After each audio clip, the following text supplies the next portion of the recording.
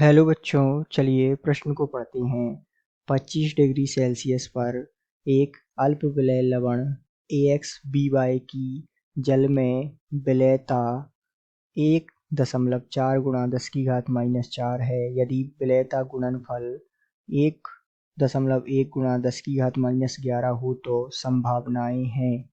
आपको विकल्प दिए हुए हैं। विकल्प ए है x बराबर 1, y बराबर 2, विकल्प बी है x बराबर 3, y बराबर 1, विकल्प सी है x बराबर 2, y बराबर 3 और विकल्प डी है x बराबर 1, y बराबर 3। तो आइए बच्चों, मुख्य अवधारणा को समझते हुए हम इस प्रश्न को हल करते हैं तथा विस्तार पूर्वक इस प्रश्न के संदर्भ में चर्चा करते हुए सही विकल्प का चुनाव करते हैं। तो चूंकि इस प्रश्न को हल करने के लिए आइए कुछ जरूरी जानकारी हम एकत्रित करते हैं। तो जैसा कि हम जानते हैं कि AX BY जो हमें दिया हुआ है, इसका विघटन से हमें प्राप्त होगा x a प्लस y और साथ में y b x माइनस। तो ये मान लेते हैं प्रारंभ में इसकी विलेयता s और ये जो है x गुणा s होगी इसकी विलेयता, और ये जो है y गुणा s होगी।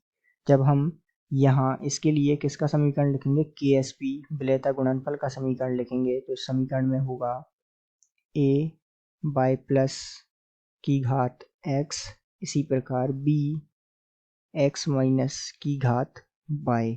अब इनके मान रखेंगे तो हम इनके मान रखते हैं यहाँ x s की घात x, इसी प्रकार y s की घात y।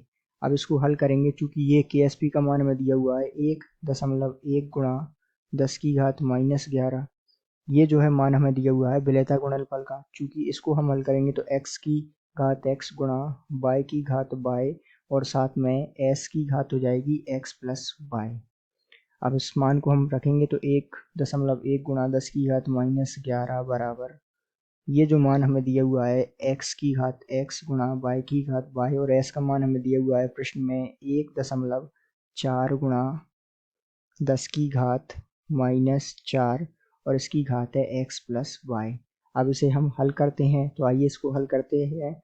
तो यहाँ x की घात x गुणा y की घात y और ये जो है इसका मान हो जाएगा 1.4 x प्लस y।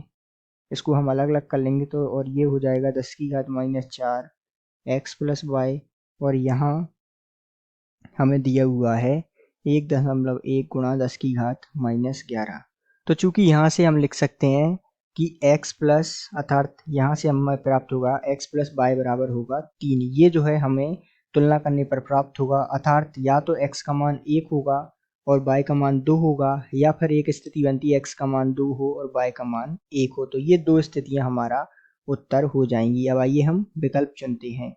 तो यहाँ ध्यान दीजिएगा, विकल्प A x बराबर 1 y बराबर 2 इसका उत्तर हो जाएगा। ये नहीं होगा इसका उत्तर, क्योंकि योग 3 होना चाहिए। ये भी नहीं होगा और ये भी नहीं होगा। तो इस आधार पर हमें उत्तर मिल गया x बराबर 1 और y बराबर 2, जो कि संभावनाएं बनती हैं। अर्थात हम कह सकते हैं कि दिए गए प्रश्न का सही उत्तर विकल्प A है। आशा करते हैं आपको समझ आया होगा। धन्यवाद।